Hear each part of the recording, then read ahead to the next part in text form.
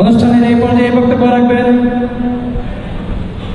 বাংলাদেশ ছাত্র ফেডারেশন চট্টগ্রামের সভাপতি সাইফুল রুদ্র। বক্তব্য রাখবেন সাইফুল রুদ্র।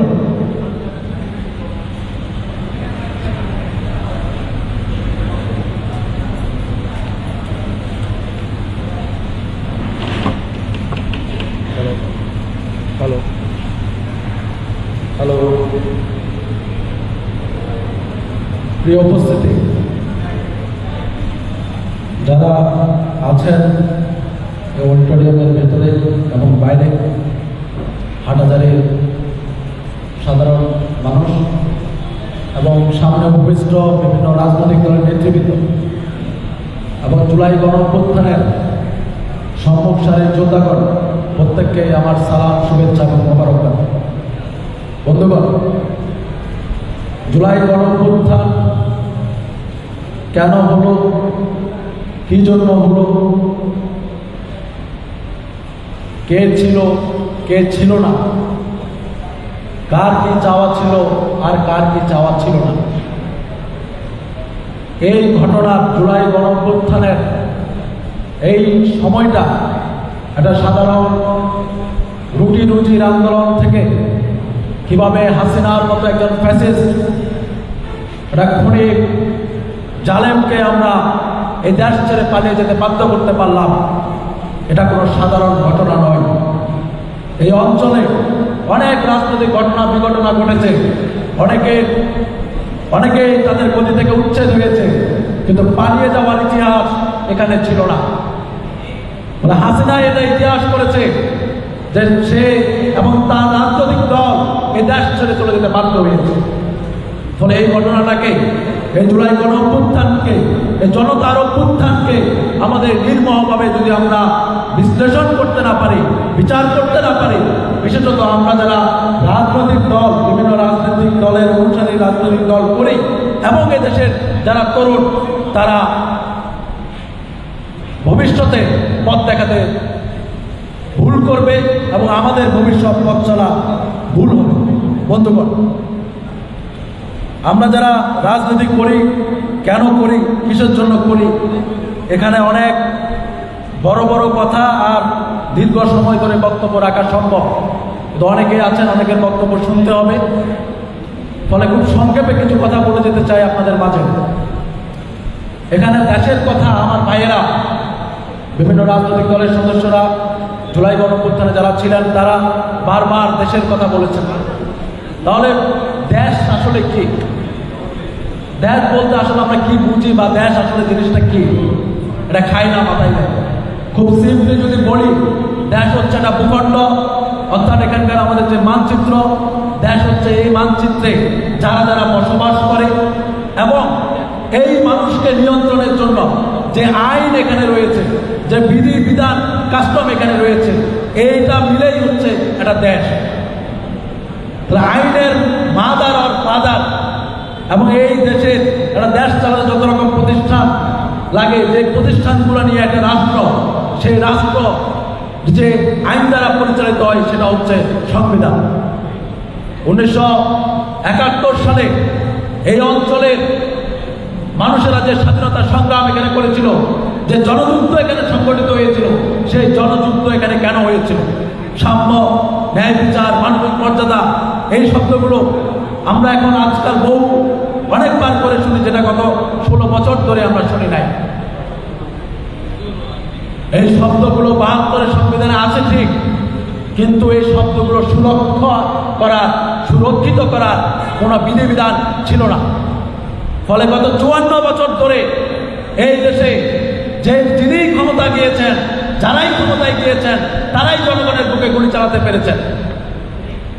ফলে এই দেশে নেতা হয়েছে কে? 71-এর পর, যার সাথে মুক্তিযুদ্ধের এই 9 মাস এই দেশের জনগণ যে সংগ্রামটা করেছে, যিনি জানতেন না এখানে কি রূপে যুদ্ধ হচ্ছে, কি রূপে এখানে সংগ্রামটা হচ্ছে, তিনি হয়ে গেলেন যুদ্ধের মহানায়ক। এবং তিনি এখানে এসে তার যে পুরনো পরিষদের মেম্বাররা, তারা মিলে এখানে একটা সংবিধান করলেন এই জনগণকে পরিচালনা করার জন্য। এই 72-এর সংবিধানের সংশোধনী করে তিনি এখানে বাকশাল কায়েম করলেন। এই রক্ষী বাহিনী গঠন করলেন।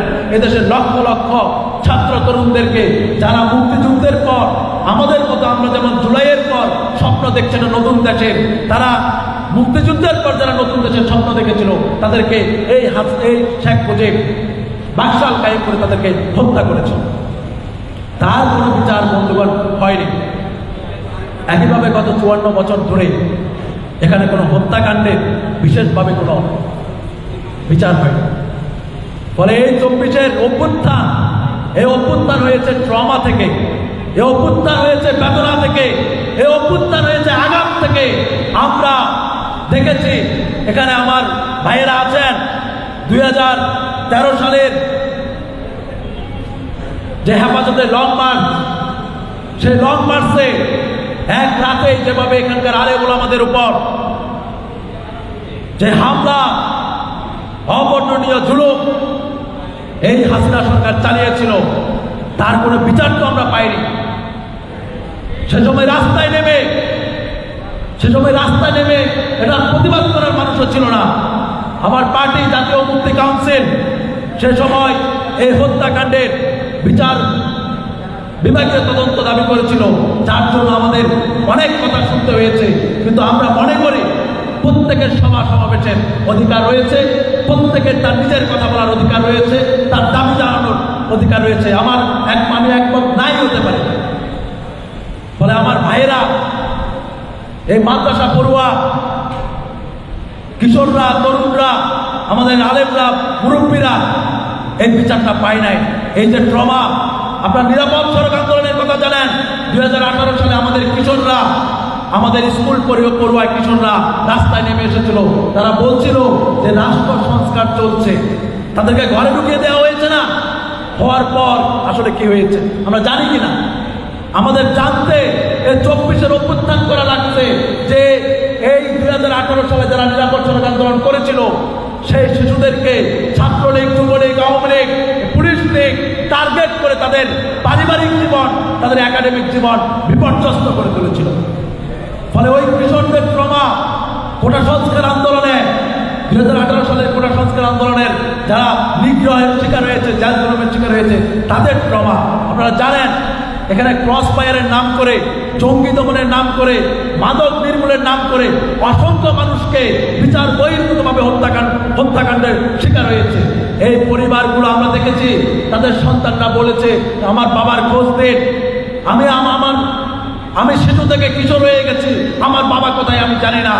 এই শিশুদের ট্রমা, এগুলো তো আমরা রাজনৈতিক কর্মী হিসেবে বারবার বলেছি যে মাইকেল চাকমা কোথায়, বারবার বলেছি এই গুম যাদেরকে করেছেন তাদেরকে ফেরত দিন, বারবার বলেছেন যে ক্রস ফায়ারের মধ্য দিয়ে কোনো কাউকে হত্যা করা যাবে না, জঙ্গি ট্যাগ দিয়ে, শিবির ট্যাগ দিয়ে, মাদক কারবারি ট্যাগ দিয়ে হত্যা করা যাবে না। এই ট্রমাগুলোর ফসল হচ্ছে জুলাই গণঅভ্যুত্থান।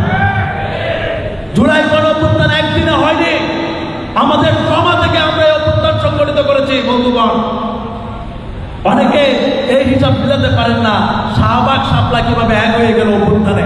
অনেকে এই হিসাব মিলাতে পারেন না যে বাম, ডান, জামাত, হেফাজত, বিএনপি, বামপন্থী রাজনৈতিক দলগুলো কিভাবে এক হয়ে গেল।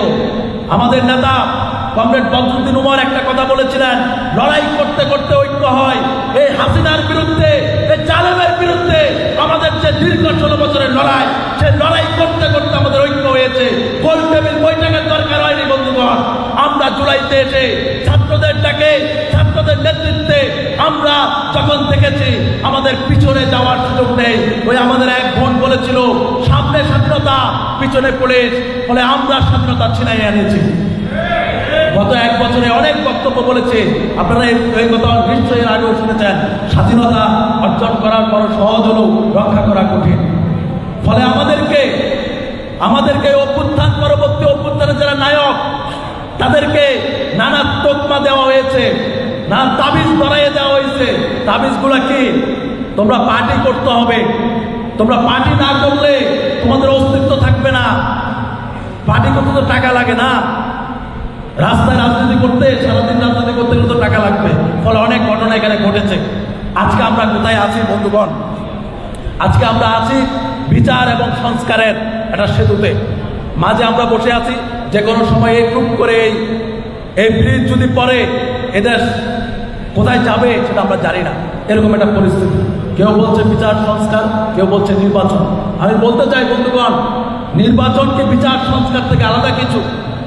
আমাদের তরুণদেরকে, এই অভ্যুত্থানকারী ছাত্র তরুণদেরকে দুঃখজনক হলেও সত্য, গত 1 বছর ধরে বিপদগামী করা হয়েছে। তাদেরকে নানা তাবিজ ধরাই দেওয়া হয়েছে। এই তাবিজ ধরানোর ফসল হচ্ছে আমরা বুঝছি না যে বিচার সংস্কারের সাথে নির্বাচনের কোনো দ্বন্দ্ব নাই। বরঞ্চ দীর্ঘদিন এভাবে চললে মানুষ বিরক্ত হবে, ত্যক্ত হবে।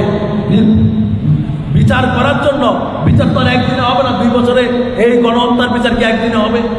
এই হেফাজতের হত্যাকাণ্ডের গণহত্যার বিচার কি একদিনে হবে? 1 বছরে হবে না সম্ভব? দীর্ঘদিন যদি এখানে নির্বাচন না হয় তাহলে তো এই প্রতিষ্ঠানগুলো ধ্বংস হয়ে যাবে। বন্ধুগণ, আমরা যারা 54 বছর ধরে নিজেদের হিস্সা পাই নাই, 54 বছর ধরে যাদের কর্মসংস্থানের ব্যবস্থা করা হয় নাই, যাদের ভবিষ্যৎ অনিশ্চিত করা হয়েছে, এই মানুষগুলা যারা এই অভ্যুত্থানে শহীদ হয়েছে, শহীদ পরিবার, এবং স্পষ্ট করে বলতে চাই গত 16 বছর ধরে হাসিনার জুলুমের শিকার যারা হয়েছে তাদেরকে ঐক্যবদ্ধ হতে হবে। তাদেরকে ঐক্যবদ্ধ হতে হবে। আগামী বাংলাদেশে যিনি ক্ষমতায় যাক, যারাই ক্ষমতা যাক, তারা যাতে এই দেশকে বিক্রি করতে না পারে। ওই দিল্লির গোলামীর মতো নতুন কোন রাষ্ট্রের গোলামী আমরা চাই না। দিল্লির গোলামীদেরকে আমরা ছিন্ন করেছি। ওই মার্কিনীদের ষড়যন্ত্র, মার্কিনীদের দালালিও আমরা কাউকে করতে দেব না। চীনের দালালিও এখানে কাউকে করতে দেব না। রাশিয়ার দালালিও এখানে কাউকে করতে দেব না। আমাদের ভূমি, আমাদের কৃষি, আমাদের নদী, আমাদের জনগণ, আমাদের তরুণদেরকে, আমাদের জাতি এবং জনগণগুলোকে আমরা রক্ষা করব। দীর্ঘ বক্তব্যের জন্য বন্ধুগণ ক্ষমা চাই আপনাদের কাছে। কিন্তু আজকে বুকে অনেক ক্ষত, অনেক ট্রমা, রাতে ঘুমাতে পারি না, কিন্তু ঘুমাতে চাই, স্বাভাবিক মৃত্যুর গ্যারান্টি চাই, আমার চাকরি চাই, আমার সামনে বসে থাকা আমার ভাইদের চাকরি চাই, আমার বোনদের নিরাপত্তা চাই, প্রত্যেকটা হত্যাকাণ্ডের বিচার চাই। এই বিচারের জন্য আমি এবং আমার সংগঠন আমরা প্রতিশ্রুতি দিয়ে গেলাম বন্ধুগণ এখানে আপনাদের সামনে, এই দেশের জনগণের মৌলিক অধিকার যতদিন নিশ্চিত হবে না, মর্যাদাময় জীবনের নিশ্চয়তা ততদিন হবে না, ততদিন পর্যন্ত আমাদের সংগ্রাম চলবে। শেখ মুজিবের বিরুদ্ধে আমরা লড়াই করেছি, হাসিনার বিরুদ্ধে আমরা লড়াই করেছি, আমাদের লড়াই শেষ হয়ে যায় নাই। জনগণের সরকার, জনগণের সংবিধান, জনগণের রাষ্ট্র প্রতিষ্ঠা পর্যন্ত আমাদের সংগ্রাম চলবে। আমার সংগঠন বাংলাদেশ ছাত্র ফেডারেশনের পক্ষ থেকে শুভেচ্ছা জানিয়ে আমি আমার বক্তব্য শেষ করলাম। দুনিয়ার মজদুর এক হও, নিপীড়িত জাতীয় জনতা এক হও, মেহনতি মানুষেরা এক হও, ইনকিলাব জিন্দাবাদ।